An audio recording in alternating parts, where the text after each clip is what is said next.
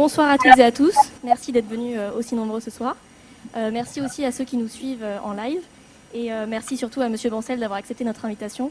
Je vais juste laisser Monsieur Soubeyran pour un petit mot d'introduction. Oui, merci. Bonsoir, bonsoir à toutes, bonsoir à tous. Oui, c'est toujours un plaisir d'introduire les conférences organisées par Symposium parce que c'est toujours des personnalités de haut niveau, des personnalités qui ont beaucoup de choses à dire et qui en plus parlent souvent de façon très libre devant le public des promotions de l'école. Alors en général, c'est des personnalités, enfin c'est souvent des personnalités du monde politique. On avait eu l'année dernière le président Hollande, le premier ministre Cazeneuve, on avait Albert de Monaco, je me souviens, et puis des personnalités du monde des affaires aussi. On avait eu du monde des affaires, du monde de l'entrepreneuriat qui a réussi. Souvent, on avait eu Alexis Lecoq, un ancien, on avait eu Gwen Shotwell de SpaceX. Mais là, je suis doublement heureux d'introduire Stéphane Bancel. Je suis heureux d'abord parce que le domaine de la santé, c'est un domaine que je veux vraiment développer à l'école, parce que je pense qu'on a beaucoup de choses à faire entre l'ingénierie et la santé, et que notre intégration dans l'université Paris-Saclay va nous aider dans ce domaine en nous rapprochant de la faculté de la Graduate School santé, médecine, pharmacie. Et puis ensuite, je suis extrêmement heureux et flatté d'introduire Stéphane Bancel, parce qu'évidemment, c'est une très belle réussite. Il est PDG, c'est marqué sur la slide d'introduction de Moderna Therapeutics, un ancien de Central Paris, donc diplômé également d'un master de l'Université du Minnesota, d'un MBA de Harvard. Et en plus, Moderna Therapeutics, donc start-up de la biotech américaine, lancée en 2010, et qui, en 10 ans, finalement, devient une entreprise mondialement connue, à la pointe de la recherche sur le vaccin du Covid, qu'il a mis en lumière, et qui fait que, enfin, je pense qu'on peut être d'autant plus reconnaissant à Stéphane Bancel de nous consacrer un moment qu'on devine que son agenda doit être assez épouvantablement chargé. Mais donc, je pense que c'est vraiment une très très belle opportunité pour la promotion de bénéficier de cet éclairage et de ces conseils de quelqu'un qui a réussi dans le domaine de la santé, dans le domaine de l'entrepreneuriat, dans un contexte américain. Et je pense que ça serait intéressant aussi d'avoir une comparaison entre le modèle français et le modèle américain. Donc, un très grand merci à Stéphane Bancel. Et puis, je ne serai pas plus long parce que c'est lui qui doit nous parler ce soir. Merci beaucoup, Monsieur Soubeyran. Bonsoir à toutes et à tous. Je suis vraiment ravi d'être avec vous aujourd'hui. Je suis désolé de ne pas pouvoir être là physiquement, ça sera pour une prochaine fois. Je m'excuse par avance de mon franc-anglais parce que ça fait 25 ans que je travaille, mais j'ai travaillé uniquement 2 ans en France. Donc, si j'ai quelques mots en anglais au milieu, excusez-moi. Donc, je suis rentré à Centrale en 92. J'avais, comme beaucoup d'entre vous, 20 ans. Et il y a 3 thèmes qui m'intéressaient en entrant à Centrale, qui m'étaient chers. Un, c'est le thème de l'entreprise. J'ai toujours été séduit par le monde de l'entreprise et ce que des femmes et des hommes peuvent faire ensemble pour améliorer les choses, pour créer des produits. J'étais toujours très intéressé par l'international et très séduit par l'international. Et le 3e volet, c'était la science, la technologie. Et à l'époque, moi, ce qui m'intéressait beaucoup, c'était l'informatique. Je fais partie de cette génération qui est grandie avec des Apple et des ordinateurs à coder d'abord en BASIC, en Fortran, en C, etc. Et puis la biologie. Donc, avec le recul, il y a 2 choses qui ont été assez extraordinaires, où j'ai eu beaucoup de chance à Centrale, qui ont été déterminantes dans ma vie et dans ce qu'elle est devenue. C'est la possibilité d'apprendre le japonais, parce qu'il peut se surprendre à Centrale. Mais donc, je me suis mis au japonais à Centrale, que j'ai adoré, qui m'a permis de faire un stage d'été au Japon, l'été 94, qui m'a permis d'ailleurs de décrocher un VIE au Japon. Ensuite, l'autre chose à Centrale qui a transformé ma vie, c'est la possibilité d'aller faire ma 3e année aux US.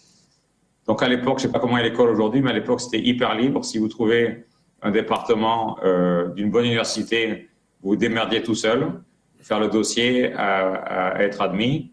Mais l'école était super pour, en fait, assez rapidement et sans trop de difficultés, de reconnaître donc le master américain pour finaliser en fait l'équivalent de la 3e année de l'école. Donc je suis allé dans le Minnesota parce que c'est là qu'ils avaient le meilleur programme aux US en génie chimique, et j'ai pris l'option biologique qui m'a beaucoup en fait aidé, on en parlera tout à l'heure, en fait pour percevoir quand j'ai entendu parler de Moderna alors qu'il y avait qu'un seul employé dans la société, que si la technologie Moderna, on était capable de la faire fonctionner, elle allait pouvoir changer le monde et créer une nouvelle catégorie de médicaments. Et c'est cette année-là, à Minnesota, qui m'a permis en fait de voir ça 20 ans plus tard. Donc la vie est un peu rigolote. Donc, je pars de Centrale 95, je pars au Japon faire un VIE de 95 à 98 chez Biomérieux. Je démarre un VIE et je reste derrière en expat. Et j'ai la chance de pouvoir démarrer une activité sur le Japon d'abord. Et comme les choses se passent assez bien, on me donne la liberté de démarrer ça sur le reste de l'Asie-Pacifique. Donc, j'ai continué à gérer l'équipe japonaise en embauchant un patron du Japon. Et puis, j'ai démarré l'Australie, la Corée, la Chine. À l'époque, c'était Hong Kong, parce que la Chine, c'était pas la Chine d'aujourd'hui. Et puis après, Shanghai et Pékin. Après avoir fait donc des opérations commerciales sans aucune formation pendant 3 ans, alors moi, je vendais des machines qui avaient de l'électronique, de l'informatique et de la biologie dessus. Je me suis dit, ce serait peut-être pas mal d'aller se faire un petit peu former en business. Et donc, je rentre à Harvard Business School. Je sors d'Harvard Business School en mai 2000. Alors, vous êtes tous trop jeunes pour vous en souvenir, mais vous avez sans doute lu dans les journaux ou dans les livres d'histoire qu'en mars 2000, le Nasdaq est arrivé à son top. Et les années 98, 99, 2000, au niveau de tout ce qui était .com à l'époque, c'était un peu la folie, c'était un peu l'ambiance Las Vegas. On avait des collègues de promo qui littéralement arrêtaient leur MBA au milieu pour démarrer des startups. J'ai des collègues qui ont arrêté pour se faire embaucher, avoir fini leur diplôme et qui littéralement 2 mois après, leur boîte faisait racheter et ils ont profité de 3-4 millions de dollars. Donc vous étiez à finir votre diplôme, vous étiez je fais peut-être pas la bonne chose. Et malgré cette période un peu bizarre, entre parenthèses, de cette époque .com, moi, en fait, ça m'a confirmé que je voulais rester dans la biologie, parce que toute la classe d'Harvard Business School voulait aller en biotech, en .com. Donc, je me suis dit, c'est bien de rester à faire des choses que tu aimes et des choses différentes. Donc, j'ai décidé de rester en biologie. Et au lieu d'être dans une petite société, j'ai décidé de faire totalement l'inverse, d'aller dans une grosse société. Je suis allé donc dans le laboratoire pharmaceutique américain Eli Lilly. J'ai démarré dans une usine. Comme j'avais fait du commercial après être ingénieur, je me suis dit continuer à faire des choses un peu différemment. Après avoir fait donc 2 ans de business school, je suis allé en production à l'usine de Lilly en Angleterre. Ensuite, je suis allé aux US. Et ensuite, ils m'ont donné la gestion de la filiale belge, où j'étais patron de filiale à gérer tous les produits, lancer les produits, etc. Et on venait de me proposer de prendre la direction du Japon quand Alain Mérieux, qui était à l'époque le président du conseil d'administration de Biomérieux, qu'il a fondé 40 ans plus tôt, m'a demandé si j'étais intéressé par rejoindre Biomérieux une seconde fois pour devenir le directeur général. Alors à l'époque, j'avais 33 ans. Donc, je me suis posé beaucoup de questions si c'était une bonne idée de devenir directeur général à 33 ans. Et puis, j'ai fini par dire oui, donc partir sur l'aventure Biomérieux. Donc, démarrant en juillet 2006, pendant 5 ans, 2 ans basé de Lyon, à couvrir le monde, parce que Biomérieux, à l'époque, c'était déjà 40 pays, avec des équipes dans 40 pays commerciales et puis des centres de recherche et de production d'à peu près 10 pays pour chaque activité. Et ensuite, donc, on a acheté 10 sociétés pendant les 5 ans où j'étais directeur général de Biomérieux. Et j'ai donc vu peut-être 30 ou 40 sociétés et on a acheté les 10 qui étaient les plus intéressantes. Et avec ce processus, en fait, j'ai rencontré tous les venture capitalistes américains dans la santé. Et ils m'aimaient bien parce que j'avais un chéquier, on achetait des sociétés, et eux, ils étaient prêts à vendre des sociétés. Donc, généralement, on me recevait assez facilement. Et ils ont commencé à me proposer, en fait, de devenir directeur général de leur société dans leur portefeuille.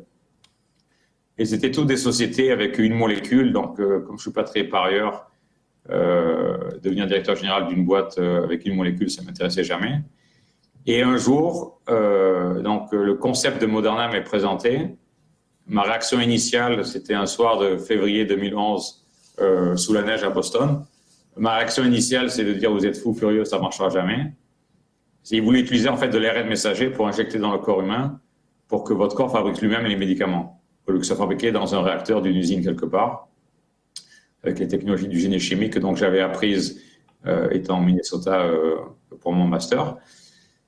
Et donc j'allais leur dire « bon, vous êtes sympa, vous faites ça sans moi, ça ne marchera jamais votre truc ». Et le patron de Flagship, donc le venture capitaliste derrière Moderna, qui est un ingénieur du MIT, génie chimique aussi, qui est libanais, qui est très charmeur, et il me dit toi, tu es un mec des grosses boîtes, vous disiez toujours tout à l'innovation, etc. Il me dit en anglais, what if this could work? Donc, qu'est-ce qui se passe si ce truc marche? Et c'est là qu'il m'a totalement retourné comme une crêpe. Au lieu d'essayer de me convaincre que ça allait marcher, il m'a laissé moi-même faire le raisonnement. Je lui ai dit, si ça marche, on va pouvoir faire des médicaments qui sont infaisables avec l'industrie traditionnelle chimique ou avec la technologie de la biotech depuis 50 ans. Comme l'ARN messager, c'est écrit avec 4 lettres, comme tout le matériel génétique. Si une molécule marche et est approuvée, il y en aura des dizaines et des dizaines et des dizaines de médicaments qui suivront. Il suffit de changer l'ordre des bases, parce que tout le génome humain a été séquencé. Et je lui ai dit, si on investit en informatique, en robotique, depuis le démarrage, en processus industriel, on va pouvoir aller très très vite. Parce que j'avais appris à Lilly, c'est que pour chaque molécule, il faut inventer l'outil industriel. Alors que là, c'est toujours la même chose, il faut juste changer l'ordre des bases sur le message. Et comme je n'avais pas fait des opérations industrielles depuis un certain nombre d'années, je lui ai demandé comment on fait de l'ARN messager déjà. Et il me dit, en tant qu'ingénieur génie chimique, ça va te régaler, c'est 100 cellules dans de la flotte. Et donc je lui ai dit, ça va être hyper bon marché. Il me dit, ouais. Et donc je lui ai dit, qu'est-ce que je suis en train de manquer là? Si ce truc qui a l'air impossible marche, on va pouvoir faire des médicaments que personne d'autre peut faire. On pourra en faire des dizaines, ils auront une plus grande probabilité d'être approuvés. Ils iront plus vite en recherche dans les labos et plus vite en clinique. Et ça sera bon marché. Il me dit, ouais. Je lui dis, ça a l'air un peu trop beau pour être vrai. Et donc, je passe une semaine ou deux à réfléchir, à parler. Et l'avantage de Boston, c'est qu'il y a plein de gens en biologie qui ne sont pas mauvais. Donc, je rencontre 2 prix Nobel de médecine que je connaissais pour aller un peu prendre leur avis. Et tous les gens qui étaient bons en biologie me disaient tous, ça a l'air un peu fou, mais c'est pas impossible vu ce qu'on sait aujourd'hui du système immunitaire humain que ça marche. Et donc, après on va parler un petit peu avec ma femme quand même, je décide donc de démissionner de Biomérieux, ce qu'on a annoncé à l'annonce des résultats du second trimestre 2011. Et 3 jours après, de démarrer donc chez Flagship, il y avait un employé, on n'avait rien. On avait à l'époque $2 millions, ce qui nous donnait 6 mois de cash, et puis on a démarré la société. Donc, Moderna s'est développé assez rapidement. Les 2 premières années ont été très dures, il n'y a pratiquement rien qui marchait. Je rentrais une fois sur 2 à la maison en disant qu'est-ce que j'ai fait, ça ne marchera jamais. Et puis on a persévéré. Et on a eu une grande transformation dans la société. C'est un jour, on a réussi à signer un accord avec le groupe anglais AstraZeneca de pharma, où en fait on a récupéré $240 millions comme à la signature du contrat, contre l'échange de 40 molécules. Et donc notre théorie avec mon équipe, c'est de dire où on a raison, et ça va marcher. Il y en aura tellement de médicaments qu'il peut en avoir 40, c'est pas grave, ou ça marche pas, mais au moins on aurait essayé, on aurait eu les moyens financiers de pouvoir faire la science correctement. Et donc ça a été un point d'inflexion énorme dans l'histoire de la société. On a maintenant 23 produits en développement, on a peut-être, 50 ou 60 produits en recherche dans les labos. On a des accords avec MSD, donc le laboratoire américain de vaccins et le leader en oncologie, AstraZeneca en Angleterre. On a des produits injectés dans le cœur d'êtres humains après crise cardiaque pour faire des nouveaux vaisseaux sanguins en médecine régénérative. On a donc des vaccins, on en reparlera, j'en suis sûr. On a des produits en cancer. On a des produits sur les maladies rares. On vient de démarrer les maladies auto-immunitaires. Donc, vous voyez que comme on touche vraiment l'aspect fondamental des cellules et de la biologie humaine, à terme, on pense pouvoir amener l'ARN messager dans pratiquement toutes les cellules du corps, mais je pense que ça, c'est une raison de 10-20 ans. Donc voilà pour la société. On a, je pense pour la société, une des raisons qu'on a réussi, c'est qu'on a été totalement obsédé à réduire 4 risques. Parce que ce qui était clair, comme je vous ai dit, c'est que si on était capable de faire marcher cette technologie pour faire des médicaments, la boîte serait énorme. Parce qu'encore une fois, l'ARN messager est une molécule d'information, donc si un marcherait, beaucoup marcheraient. Et donc on s'est dit, si la boîte devient énorme, qu'est-ce qui peut nous faire échouer sur le chemin? On a toujours travaillé comme ça à Moderna. C'est imaginer une boîte qui marche très bien dans 10 ans et dire, OK, let's play the movie backward. Essayons d'imaginer l'histoire à l'envers pour dire qu'est-ce qui nous aurait fait échouer. Et après beaucoup de discussions avec les équipes, le conseil d'administration, on a décidé en fait qu'il y avait 4 choses qui pouvaient dérailler la société et la tuer. La première, c'était les risques technologiques. Bien sûr, c'était une nouvelle technologie, donc effectivement, il y a plein de choses qu'on ne savait pas, donc il y avait énormément de risques technologiques. La seconde, c'est les risques biologiques. C'est qu'il y a plein de maladies qu'on comprend encore aujourd'hui pas très bien. Et donc, si vous faites une hypothèse qui est incorrecte sur la biologie que vous codez dans la technologie, évidemment, la molécule ne va pas marcher dans le corps humain quand vous la donnez à une personne qui a cette maladie-là. Le troisième risque qui existe dans toutes les sociétés du monde, c'est un risque d'exécution. Et le quatrième risque qui existe dans toutes les startups du monde, c'est un risque de financement. C'est-à-dire qu'à l'inverse de Lily ou Biomérieux, où pratiquement tous les soirs, j'allais me coucher avec plus d'argent à la banque que le matin en me levant, à Moderna, c'était l'inverse, ce qui est un peu stressant, c'est que tous les soirs, j'allais me coucher avec moins d'argent que le matin à la banque, et je pouvais calculer en faisant une petite règle de 3 facilement, le jour où on allait être en faillite. Ce qui est toujours hyper motivant quand vous allez vous coucher le soir après une journée où rien n'a marché dans les labos. Donc ça, c'était l'histoire Moderna. On est rentré en bourse très tard. Si c'est une question qui intéresse le groupe, je peux en parler. On est rentré en bourse en décembre 2018, quand les marchés étaient en train de se casser la gueule, parce que vous ne savez jamais ce que les marchés vont faire dans 15 jours ou 3 semaines. Et donc, on les a chopés exactement au mauvais moment. On a quand même réussi à faire la plus grosse entrée en bourse de l'histoire de la biotech, en levant 650 millions de dollars d'argent frais pour investir dans la société. Et donc, cette année, effectivement, a été une année aujourd'hui, 2020, extraordinaire pour nous, à tous les niveaux. C'est que j'ai appris début janvier, j'étais dans le sud de la France en lisant un matin le Wall Street Journal, j'apprends qu'il y a un nouvel agent pathogène en Chine, ça devait être le 2 ou 3 janvier, un nouvel agent pathogène en Chine qui crée des symptômes qui ressemblent à des pneumonies. J'envoie un email tout de suite au patron du NIH, Tony Fauci et ses équipes que vous connaissez peut-être, leur disant c'est quoi ce truc, est-ce que c'est une bactérie ou un virus? Il me dit on ne sait pas encore. 2 jours après, il m'envoie un email et me dit c'est un virus, c'est pas une bactérie, mais c'est pas une grippe. Tout le monde s'attendait à ce que la prochaine pandémie ou la prochaine gros virus émergent soit une mutation de grippe, et c'était pas une grippe. Un jour après, il m'envoie un email, il me dit c'est un corona, mais c'est pas SARS, c'est pas MERS, le Middle East Respiratory Syndrome, c'est un nouveau virus qu'on n'a jamais identifié avant. Et il me dit d'ici un jour ou deux, on va voir la séquence génétique mise sur Internet. Et donc, le 11 janvier, la séquence génétique a été mise sur Internet. Le 13 janvier, en 48 heures, nos équipes avaient fini de designer le vaccin. C'est-à-dire que tous les choix technologiques et scientifiques du vaccin étaient terminés en 48 heures, sans avoir accès au virus, tout in silico, donc tout sur ordinateur.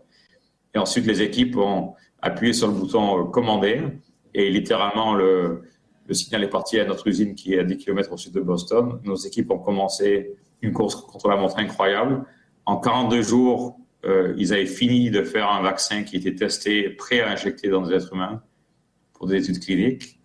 Le 16 mars, on a démarré à doser avec l'accord de la FDA, bien sûr, les premiers participants de l'étude clinique. On a été le premier groupe en Occident à démarrer une étude clinique.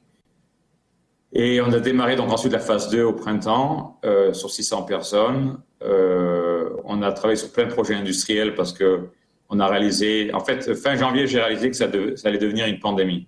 J'avais accès via des spécialistes en infectiologie aux données en temps réel arrivant de Chine en termes de nombre de cas d'infection, de morts.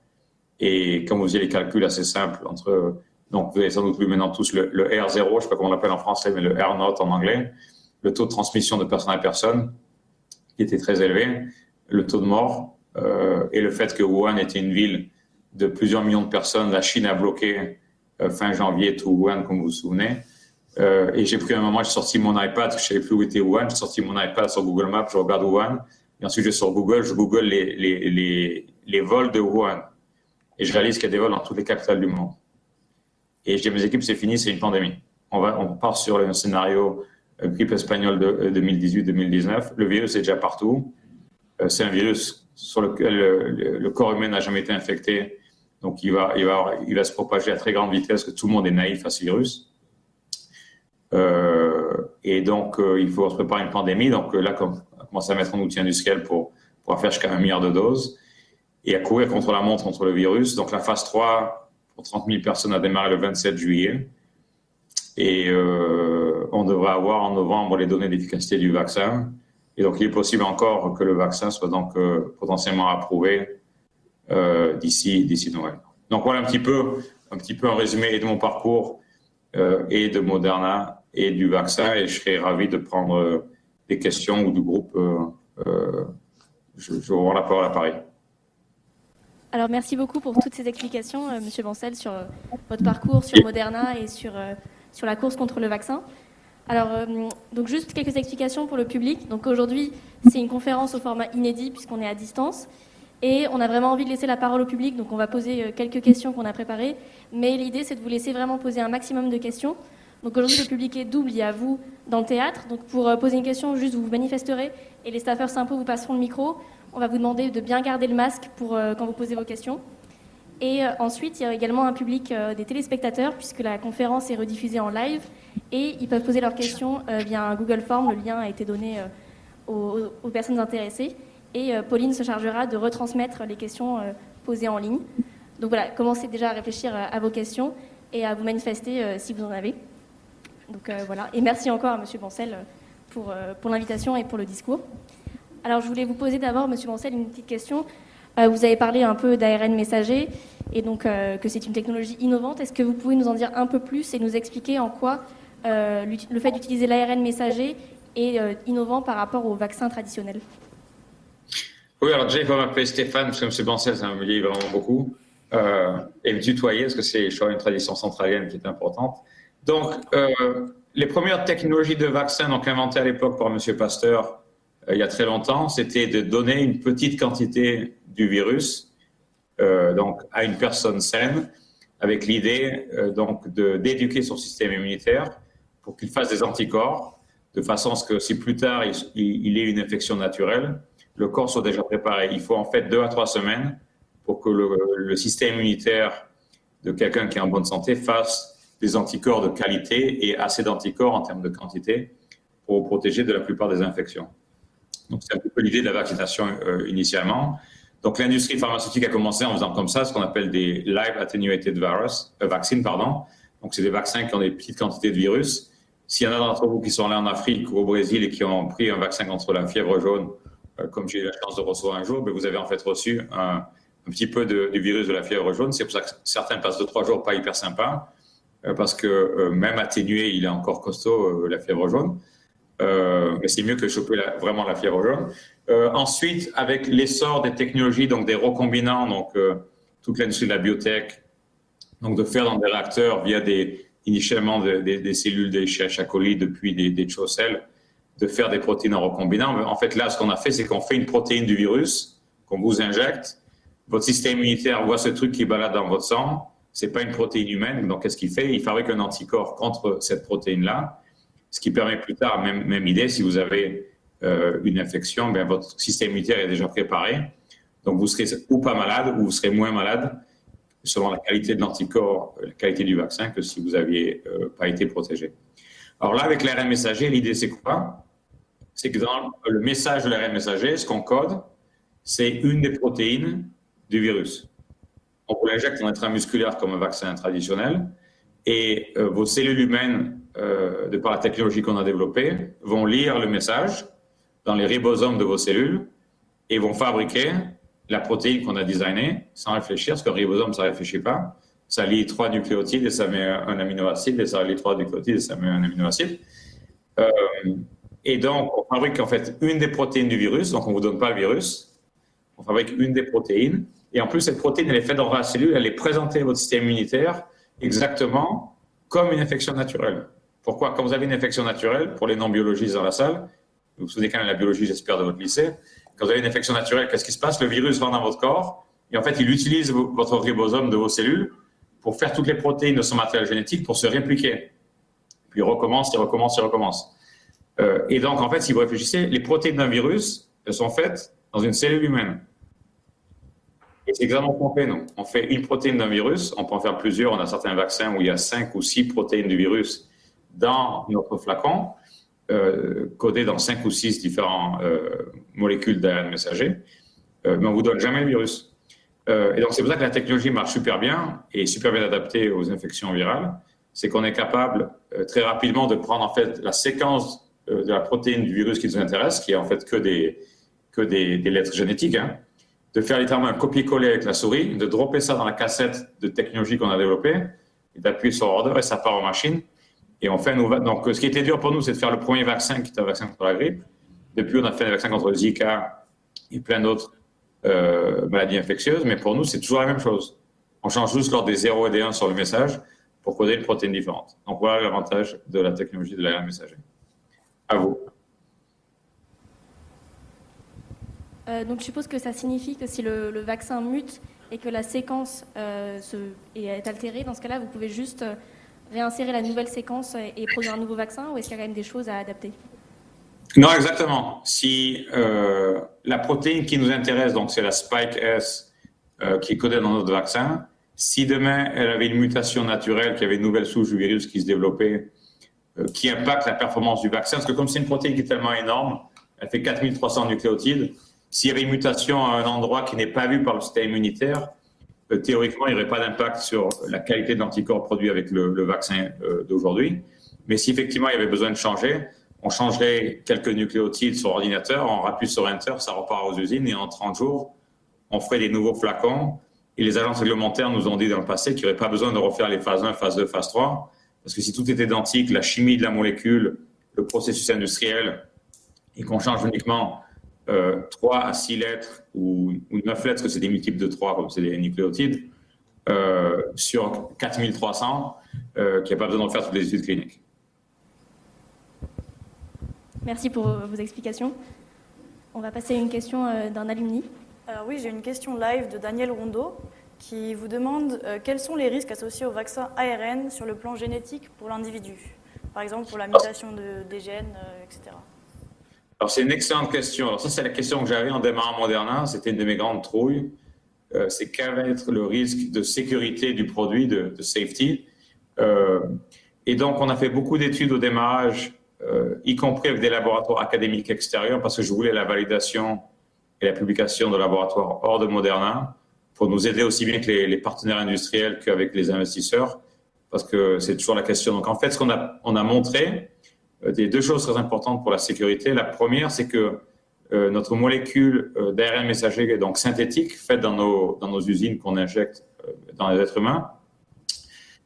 Sa demi-vie, c'est 6 heures. Et on a pu prouver scientifiquement que 48 heures après l'injection, on n'est plus capable de prouver notre molécule, elle a totalement été détruite.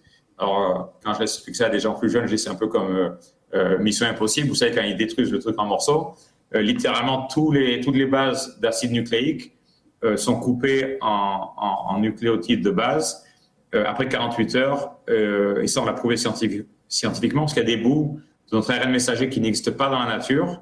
Donc, on est capable de prouver avec des tests PCR, comme le test qu'on met dans le lait des gens pour savoir si vous avez le COVID. On est capable de démontrer à tous les points de temps qu'on prend qu'au bout de 48 heures, il n'y a plus de produit. La seconde question, c'est la réintégration génétique. Donc, moi, j'avais une trouille pas possible à cause de la thérapie génique, sur laquelle j'ai jamais été un grand fan personnellement. On a montré que l'ARN messager synthétique de Moderna, quand il rentre dans une cellule, en fait, il ne rentre pas dans le noyau d'une cellule. Comme vous savez, l'ADN est protégé par le noyau de la cellule. Entre autres, le noyau a été mis au niveau de l'évolution pour en fait protéger le matériel génétique, entre autres contre les agressions virales dont l'être humain a été attaqué depuis très longtemps, de nombreuses fois, souvent par jour, depuis des centaines de milliers d'années. Et donc, en fait, on a pu montrer en mettant des tags sur nos ARN synthétiques et en faisant en fait des films où on suivait nos ARN par milliers dans les cellules, et on a fait ça un très grand nombre de fois. On n'a jamais vu un seul cas ou même une molécule d'ARN messager synthétique de Moderna rentrer physiquement dans le noyau de la cellule. Donc, nous pensons que le risque d'intégration est extrêmement faible, voire pratiquement improbable. Donc, c'est un petit peu les deux points sur la sécurité du produit qui sont importants. Donc, nous, par exemple, quand on fait nos études cliniques, c'est toujours les premières 48 heures d'une étude, pour moi, après dosage, qui sont les plus importantes. Le risque de safety sur le long terme, je pense, est très faible. Merci pour ces éléments rassurants sur la technologie Moderna.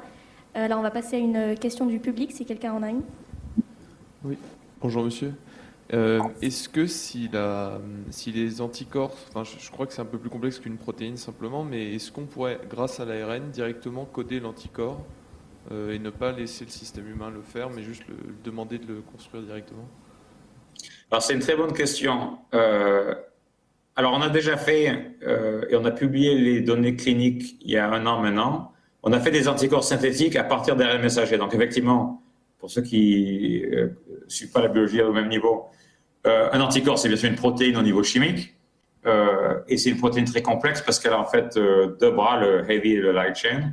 Donc en fait, ce qu'on a fait, c'est qu'on a fait des produits où on fait 2 mRNA différents qui codent un pour le heavy chain, l'autre pour le light chain, qu'on met dans la même particule de 100 nanomètres et qu'on injecte.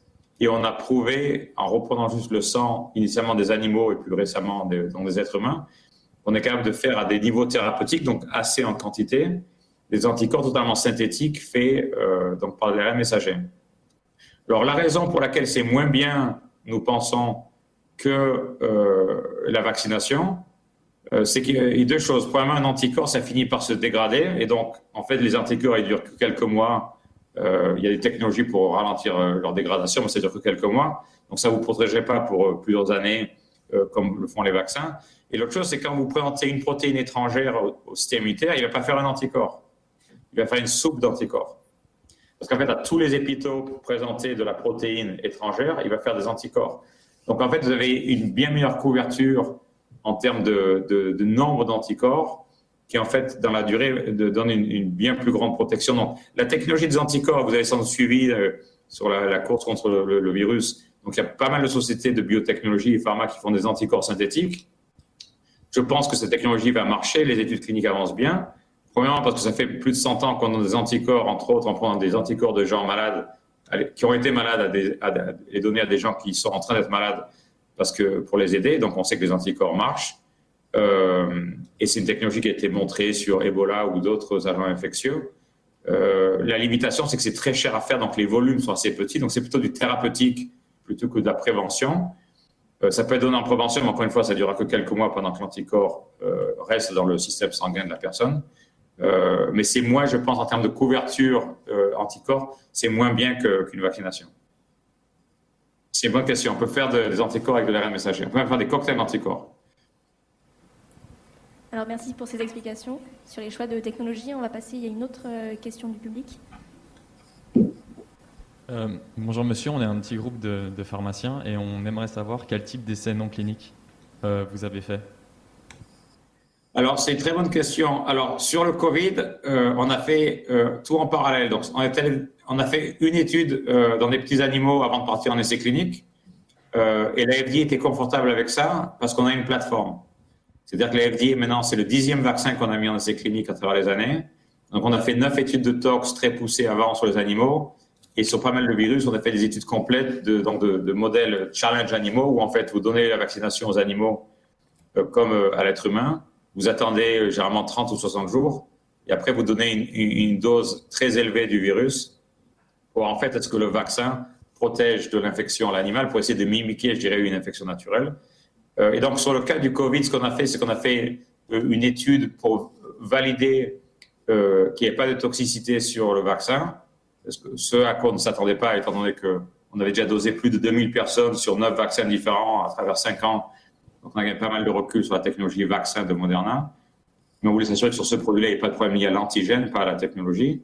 Et en fait, ce qu'on a fait en parallèle des essais cliniques, parce que comme on courait derrière une pandémie, le temps n'était pas trop notre ami, on a fait tous les modèles animaux. Donc, on a publié dans Nature un modèle animal sur la souris, de challenge. Donc, on a donné l'infection à la souris. Et puis, dans le New England Journal of Medicine, qui généralement est un journal qui publie que des données cliniques, on a publié aussi les données dans le singe, où on a montré que sur un modèle animal où on a donné 10 puissance 6 copies du virus dans le nez des singes, on avait dans les poumons, à aucun temps, on n'avait aucune copie en charge virale du virus dans les poumons, 0, sur tous les animaux. Et dans le nez, Au second jour, il restait 10 puissance 2, on avait démarré à 10 puissance 6 copies du virus en charge virale. Et au 4e jour, il n'y avait plus rien. Donc, ça pourrait même peut-être indiquer que si c'était traduit dans l'être humain, ce qui reste à voir bien sûr, il y a peut-être potentiel à ce que le vaccin non seulement protège la personne vaccinée, mais aussi peut-être réduise les transmissions de personne à personne à démontrer bien sûr. Donc voilà pour la réponse rapide. Merci. Alors, on a encore une autre question du public. Bonjour, j'avais une question. Vous parliez donc d'un vaccin très prometteur pour la fin d'année et vous espériez au début pouvoir développer 1 milliard, c'est ça, de vaccins. Je voulais savoir dans quel délai vous pensez, si dans le meilleur des cas, pouvoir le délivrer. Est-ce que vous avez, si ce n'est pas confidentiel, déjà des commandes d'État par exemple? Oui, c'est une très bonne question. La première chose, c'est que je pense qu'il y a plusieurs sociétés dont les vaccins vont marcher, des données qu'on voit aujourd'hui, ce qui est une bonne chose pour la planète. Comme je l'ai dit souvent, un de mes cauchemars, c'est que uniquement le vaccin Moderna marche, parce qu'on n'a pas bien sûr les moyens industriels de produire dans un temps qui fasse du sens au niveau santé publique, de produire des doses pour 7 millions de personnes. Surtout qu'en plus, il ne faut pas oublier, la plupart des vaccins qui sont en essai clinique ont besoin de 2 doses. Et la raison, c'est que comme c'est un virus auquel on n'a jamais été exposé, en fait, on pense que le vaccin marcherait à 1 dose, il marche bien dans les animaux, mais il marche bien mieux avec une seconde dose, donc surtout pour les personnes à risque, personnes âgées, et aussi pour assurer une bonne durée de protection. On pense que 2 doses est bien mieux, donc bien sûr, ça coupe par 2 le nombre de personnes protégées. Donc, on a démarré dès le début mai à parler à pas mal de gouvernements. À ce jour, on a reçu donc une commande de 100 millions de doses par le gouvernement américain et ils ont l'option d'acheter 400 millions de vaccins supplémentaires. On est en discussion, bien sûr, je ne parle que des choses publiques, sinon j'aurai des problèmes avec l'AMF américaine.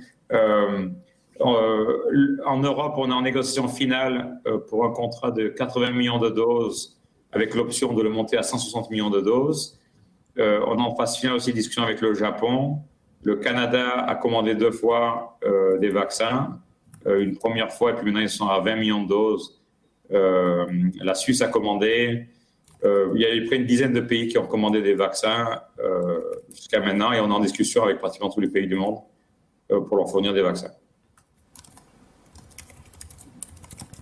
Alors, on a beaucoup de questions sur la quantité de vaccins qui peut être produit par Moderna. Est-ce que vous avez des prévisions justement sur ces quantités-là que vous pouvez produire?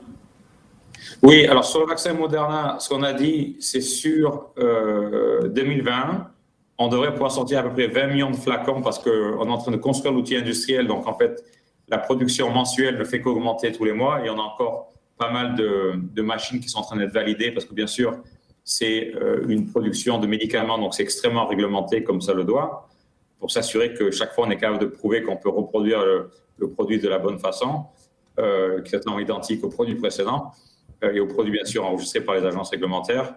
Donc c'est très très réglementé. Donc sur 2020, 20 millions de doses. Sur 2021, sur l'année totale, on a une très bonne visibilité sur 500 millions de doses. Je pense que les équipes vont arriver à 1 milliard de doses. Alors, la seule raison du bémol important entre 500 millions et 1 milliard, qui est bien sûr un gros bémol, c'est qu'on a l'outil industriel en termes d'espace réglementé. On a pratiquement toutes les machines qui ont été livrées. Il en reste quelques-unes, mais je pense qu'on les aura à temps, etc. Donc, tout l'aspect industriel de production, ça a l'air d'aller. Au niveau recrutement, ça se passe très bien, donc je ne suis pas inquiet non plus pour les équipes, pour faire tourner tout ça. Le gros risque qui reste, et il va être identique chez la plupart des fabricants de vaccins contre le Covid, c'est les matières premières. Et la raison est assez simple, c'est on doit faire 1000 fois plus de produits que l'année dernière. Donc imagine dans n'importe quelle industrie, que ce soit à faire des iPhones ou faire des voitures, allez voir Renault et allez leur dire que l'année prochaine, il faut qu'ils fassent 1000 fois plus de voitures que cette année. Je pense qu'ils vous regarderaient bizarrement, vous demandant sans doute ce que vous avez fait la nuit dernière. Et c'est un peu le challenge que j'ai donné à mes équipes en fin janvier, quand on a les excès de pandémie. J'ai dit à mon patron industriel, j'ai besoin que tu sortes 1 milliard de doses l'année prochaine. Et il m'a dit quoi? Et ce qu'il espérait pouvoir peut-être arriver à 100 millions de doses en janvier. Je lui ai dit non, c'est 1 milliard la target. Et donc, ça a permis aux équipes de vraiment penser de manière assez créative. Et on a eu de la chance, c'est qu'un des gros industriels du métier qui s'appelle Lonza, qui est basé en Suisse, avait en fait de la place dans certaines de ses usines à travers le monde, qui répondait aux specs qu'on pouvait rapidement mettre en place nos machines. Donc là, on a eu beaucoup de chance de pouvoir monter en puissance comme ça. Donc c'est un peu le gros challenge de l'année 2021. Ça va être est-ce que j'ai toutes les matières premières chaque jour pour faire de la production? Parce que s'il manque un ingrédient, on ne peut pas faire le vaccin, bien sûr. Encore une fois, pour assurer la qualité du produit. Et donc, ce que j'espère, c'est qu'on n'aura pas trop de jours où on aura les équipes et les machines prêtes à tourner et on ne pourra pas faire de vaccin ce jour-là ou cette nuit-là, parce qu'on va tourner en 24 heures sur 7, parce qu'il nous manque une matière première. Donc, on est en train d'aider beaucoup les fournisseurs. Il y a des petits fournisseurs avec qui on a fait tout payer d'avance, parce qu'ils avaient besoin d'aller acheter eux-mêmes des machines, d'embaucher du personnel pour aller à faire les volumes dont on avait besoin. Donc, on a pris énormément de risques financiers. Au mois de mai, j'ai levé 1,3 milliard de dollars sur les marchés en 1 heure, ce qui était la levée de table la plus facile de l'histoire de la société. C'était plus facile de lever 1,3 milliard de cash le 18 mai, après la fermeture des marchés entre 4h et 5h, que c'était de lever 25 millions de dollars en 2012, qui m'a pris, je crois, 6 mois. Et donc, tout cet argent, on l'a dit aux investisseurs, 100% était investi dans mes machines, matières premières personnelles pour le vaccin. Et donc aussi, les dépôts, pour revenir à la question précédente sur les commandes, en fait, on demande aux pays qui commandent de mettre une partie de la somme en dépôt, qui nous permet d'acheter plus de matières premières pour continuer donc le scale-up de la société. Parce que juste en matières premières, c'est plusieurs milliards de dollars dont on a besoin juste pour acheter les matières premières. Donc, c'est des sommes pour nous qui sommes une boîte qui n'a jamais fait 1 euro de profit. Ce sont des sommes assez gigantesques. Et on a commencé depuis en fait juillet à fabriquer des vaccins à risque. Donc, on est en train de tout fabriquer, tout à risque. Si le vaccin, Dieu nous protège, échouait dans le mois qui arrive, on mettrait tout à la benne, quoi. Donc aujourd'hui, je crois qu'on mettrait 1 milliard de dollars à la benne si le vaccin échouait dans le mois et demi qui arrive, jusqu'à la lecture des résultats. Alors, je pense que nous espérons tous que ce ne sera pas le cas et que vous trouverez les matières premières et les machines nécessaires. Et on va laisser la parole à quelqu'un du public. Bonjour, déjà merci pour votre présentation, c'était passionnant. Je suis également pharmacien, j'ai eu l'occasion de rejoindre un des masters spécialisés de l'école cette année. Et pour ma part, la question sera plus sur le procédé en soi de développement des ARN messagers. Est-ce que vous êtes sur des pré-ARN, quitte à avoir les transformations, qui sont pour faire simple, des fonctionnalisations qui arrivent plus tard pour l'ARN messager, fait par le corps pour éviter des risques de reconnaissance par ce dernier? Ou est-ce que vous les faites vous en amont, quitte à faire des polyadénylations, qui sont quelque chose qui permet de maintenir, ou en tout cas d'augmenter l'espérance de vie de l'ARN messager, quitte à être plus reconnu par le corps humain? Voilà, merci. Ouais, donc en fait, on fait de l'ARN synthétique, on fait de l'ARN, pas du pré-ARN. Et en fait, les techniques importantes qu'on a développées et sur lesquelles on a déposé énormément de brevets à travers les années, c'est tous nos ARN, l'uridine est 100% un analogue de l'uridine naturelle, dans l'uridine qui est dans nos ARN messagers. C'est un uridine modifié, donc c'est un analogue qui permet qu'il n'y ait pas d'activation des TLR7, TLR8 au niveau du système immunitaire. Parce que bien sûr, pour les non-biologistes dans la salle, le système immunitaire a été construit à travers l'évolution de l'homme pour protéger contre les virus. La plupart des virus sont des virus d'ARN messager. Donc, le corps humain, généralement, aime pas qu'on injecte de l'ARN messager dans le corps. Et effectivement, historiquement, la raison pour laquelle tout le monde, y compris moi, quand on m'a parlé Moderna d'injecter de l'ARN messager dans le corps, je leur ai dit, vous êtes fous, ça ne marchera jamais votre truc, l'ARN est trop instable comme molécule. L'ARN crée des réactions immuno du corps. Donc, ce n'est pas des bonnes caractéristiques pour des médicaments si le produit est stable quelques secondes et si les gens qui vous le donnent, ils vont vomir ou avoir la température comme quand vous avez une grippe. Et en fait, toute la technologie qu'on a développée aussi bien au niveau de la chimie elle-même, donc comme la modification de l'uridine, pour 100% de nos uridines sont modifiées, et tout le procédé industriel, en fait, c'est pour faire un ARN messager extrêmement pur. Ce qu'on a réalisé, c'est sans doute, je pense, qu'une des raisons pour laquelle dans les années 60, quand beaucoup de laboratoires académiques à travers le monde ont essayé de faire des médicaments avec de l'ARN messager avant que l'industrie en fait, de la biotech démarre en faisant du recombinant. Si vous regardez les très vieux papiers scientifiques, en fait, les gens ont essayé de l'ARN messager. Et tout a échoué partout. Et je pense que les deux raisons pour lesquelles ça a échoué, c'est premièrement utiliser de l'ARN avec de l'uridine non modifiée. Vous avez tout de suite une activation des TLR7 et TLR8. Et l'autre, c'est qu'ils n'avaient pas les méthodes analytiques à l'époque pour savoir qu'est-ce qu'il y avait dans le flacon que vous venez de fabriquer avec l'ARN dedans. Et en fait, nous, on a réalisé en démarrant la société, parce que moi, avec mon côté ingénieur et puis industriel de Lilly, j'ai tout de suite mis en place plein de techniques analytiques, y compris à des laboratoires externes ou des laboratoires académiques de Boston à MIT et Harvard, pour comprendre qu'est-ce qu'il y avait dans le flacon. Et en fait, au démarrage, sur les premiers lots qu'on faisait, il y a pratiquement 90%, excusez-moi mon français, de merde dans le flacon, qui n'était pas de l'ARN messager, qui était plein d'autres choses, qui venaient donc des procédés industriels, qui en fait créent énormément de réactions néfastes lors de l'injection in vivo, qu'en fait, qu'on a commencé à nettoyer, et développer des technologies de purification industrielle, en fait, la quantité de protéines produites ne faisait qu'augmenter et la réaction immunitaire ne faisait que baisser. Donc, en fait, ce qu'on regardait, c'était le ratio. C'est un côté ingénieur qui a rendu mes scientifiques faux au début. Je vais regarder le ratio protéines produites divisé par le nombre de cytokines, et en fait, pour monter tout ça.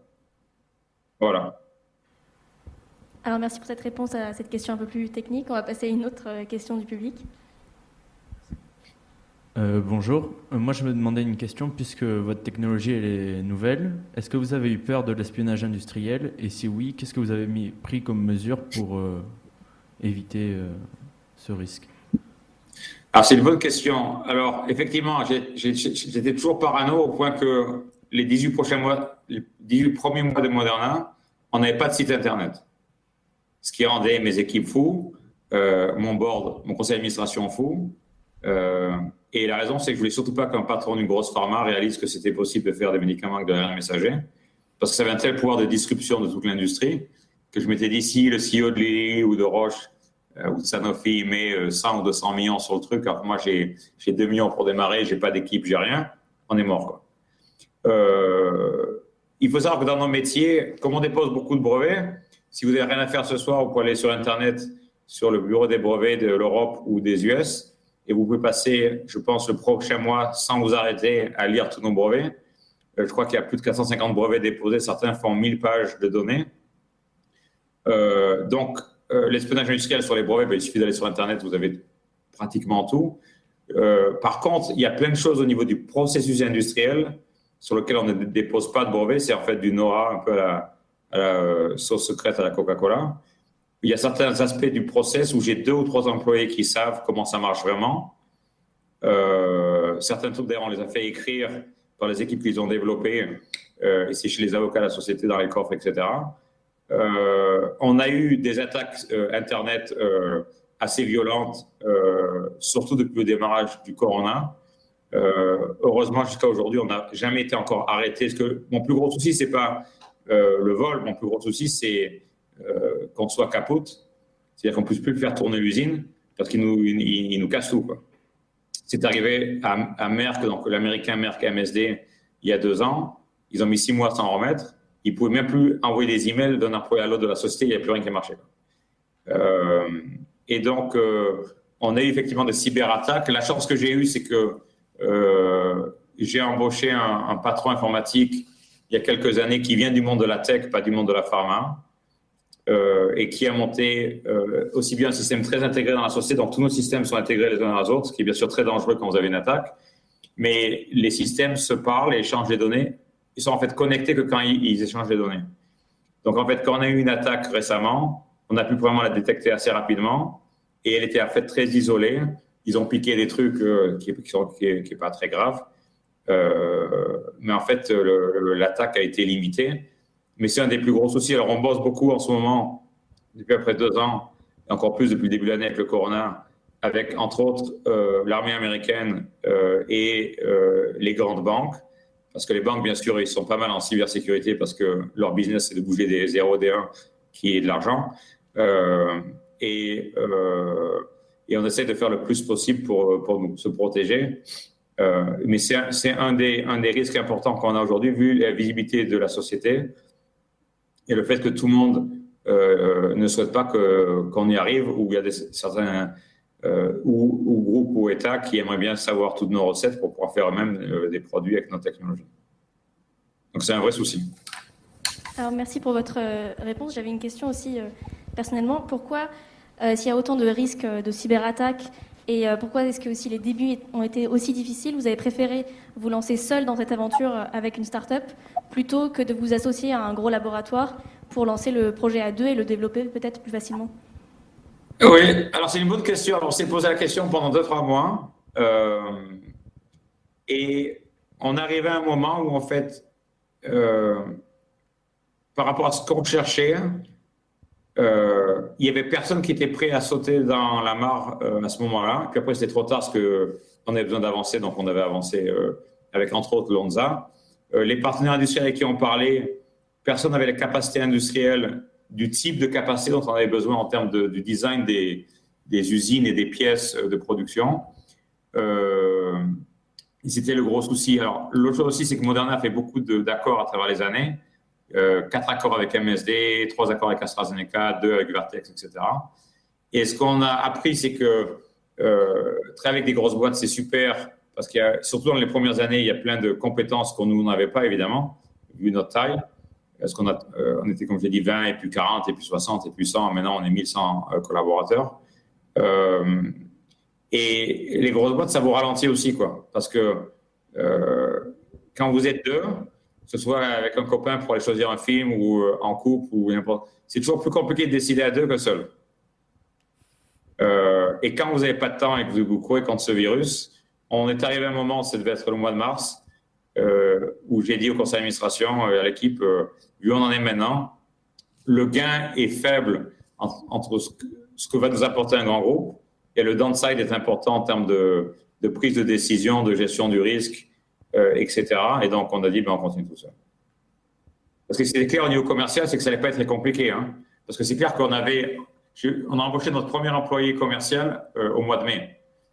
Mais c'est vendre à un pays à la fois. Il y a un client, c'est l'État, quoi.